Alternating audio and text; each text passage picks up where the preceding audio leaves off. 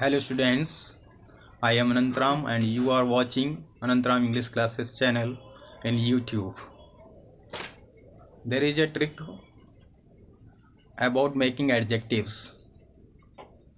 You have learned about third form of the verb.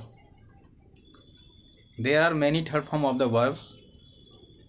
You are well known about them as start, rate,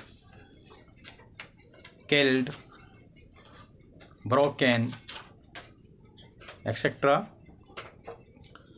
You can use them in front of a noun, and by using the third form of the verb in front of any noun, it makes the third form of the verb an adjective.